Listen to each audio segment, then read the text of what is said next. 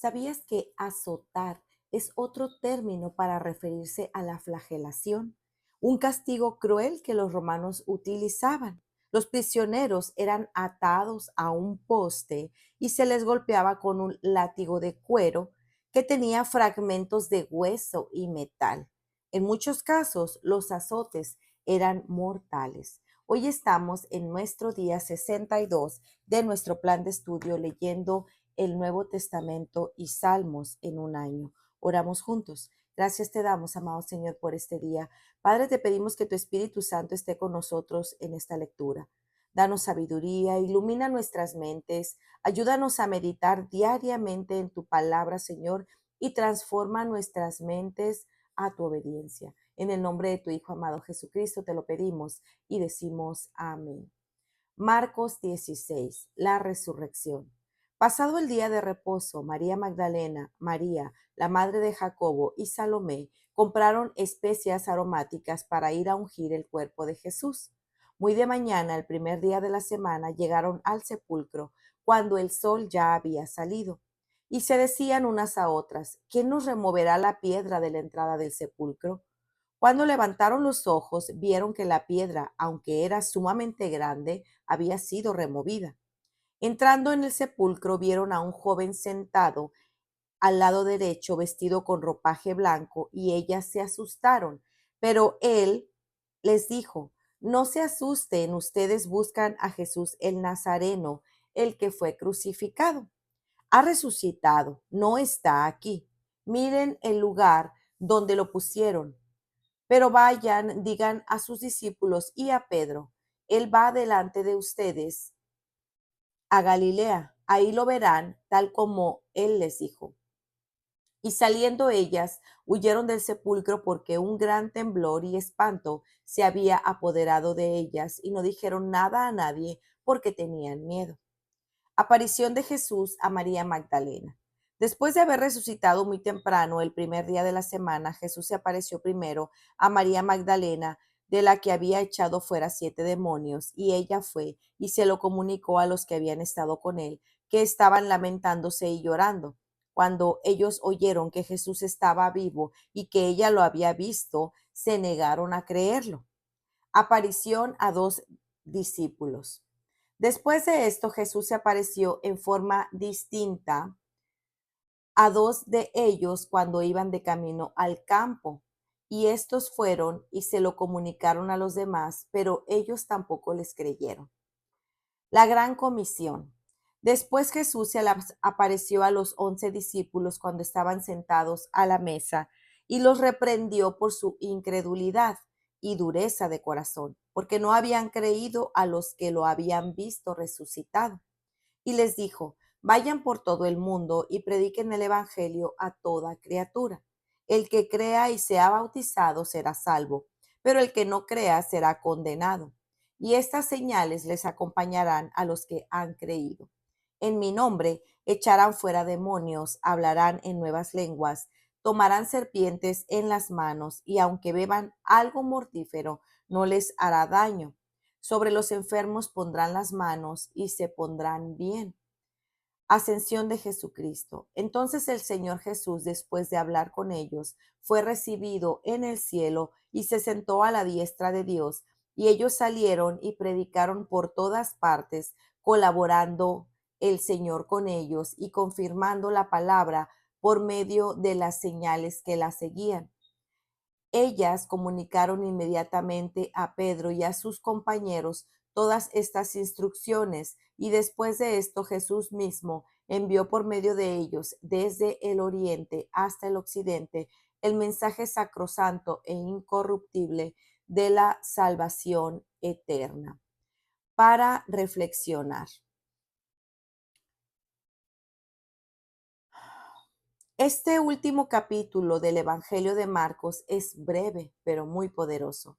Nos lleva a uno de los momentos más gloriosos de toda la historia, la resurrección de Jesucristo. Sin ella, nuestra fe sería vana. Primera de Corintios 15:14. Pero porque Él vive, tenemos esperanza, perdón y vida eterna. Los versículos 9 al 20 de Marcos 16 no aparecen en los manuscritos griegos más antiguos y confiables, como el Codex Sinaiticus y el Codex Vaticanus. Muchos eruditos, incluidos Carson, Moe y MacArthur, coinciden en que probablemente Marcos originalmente terminó en el versículo 8 o que su final original se perdió y luego fue completado por escribas con un resumen armónico de otras apariciones y enseñanzas de Jesús tras su resurrección, como se encuentra en Mateo, Lucas, Juan y Hechos.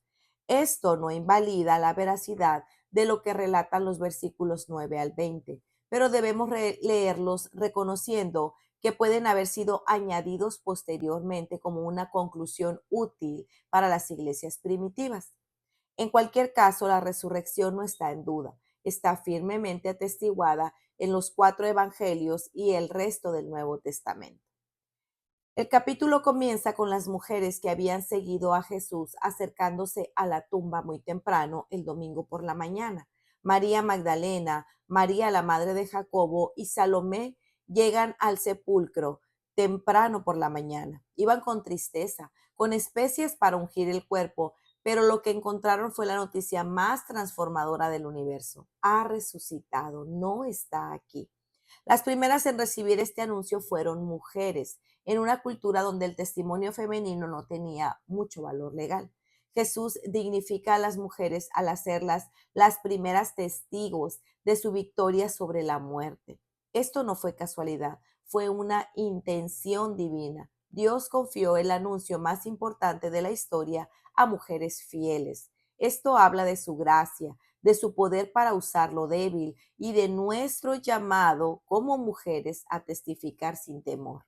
La resurrección no fue una improvisación celestial, fue el cumplimiento del plan eterno de Dios prometido desde el mismo momento de la caída. Pondré enemistad entre tú y la mujer, él te herirá en la cabeza. Génesis 3:15. Jesús, el Hijo de Dios, derrotó al pecado y a la muerte. Todo lo que los profetas anunciaron, todo lo que el pueblo de Israel anhelaba en el Mesías, se cumple en este momento glorioso. Y ahora la salvación no es solo para los judíos, sino para todo el mundo. Y a Pedro, qué ternura del Salvador. Pedro, quien días antes lo había negado 3 veces, podía estar atrapado en la culpa y la vergüenza. Jesús manda a mencionar su nombre explícitamente como una forma de decirle, no estás desechado, no estás olvidado, sigo contando contigo. Así es nuestro Redentor. Cuando caemos, cuando dudamos, Él no nos desecha, sino que nos llama por nuestro nombre, nos restaura y nos recuerda que nuestra identidad no está en nuestro fracaso, sino en su gracia. Jesús ya les había dicho que después de resucitar los vería en Galilea, Marcos 14:28. Pero en medio del dolor, la confusión y el miedo, ellos no recordaron su promesa. Y cuán fácil es para nosotros hacer lo mismo, olvidar las promesas de Dios. Cuando la vida sacude nuestra fe, olvidamos lo que Jesús dijo y nos dejamos llevar por lo que sentimos. Por eso el ángel les recuerda, tal como les dijo, la palabra de Cristo se cumple siempre. No importan las circunstancias, el corazón confundido o la memoria corta. Él es fiel. Aunque Marcos no detalla todas las apariciones como los otros evangelios, sí menciona algunos momentos claves. Jesús se aparece primero a María Magdalena. Segundo, luego a 2 discípulos en el camino y por último, más tarde a los 11, reprochándole su incredulidad. A pesar del anuncio glorioso, los versículos 9 al 14 muestran una reacción común a la naturaleza humana, incredulidad. Jesús se aparece a María Magdalena, luego a 2 discípulos más y nadie les cree. Cuando Jesús se aparece finalmente a los 11, los reprende por su dureza de corazón, pero no los abandona. Más bien, a estos mismos hombres les encomienda la misión más grande. Vayan por todo el mundo y prediquen el Evangelio a toda criatura. ¡Qué gracia! Jesús reprende, pero no rechaza. Llama al arrepentimiento, pero también envía con poder y propósito.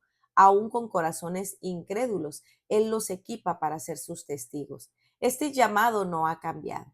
La resurrección no fue el final, sino el comienzo de una misión imparable. Nosotros, como aquellas primeras mujeres, somos llamados hoy a testificar con nuestras vidas y palabras que Jesús vive. Para meditar, ¿has olvidado alguna promesa que Jesús te hizo? ¿Estás actuando como si la tumba todavía estuviera cerrada? Recuerda, Él dijo que resucitaría y lo hizo. Son palabras de verdad. ¿Te identificas con Pedro hoy? ¿Hay culpa, miedo, vergüenza por fallarle a Dios?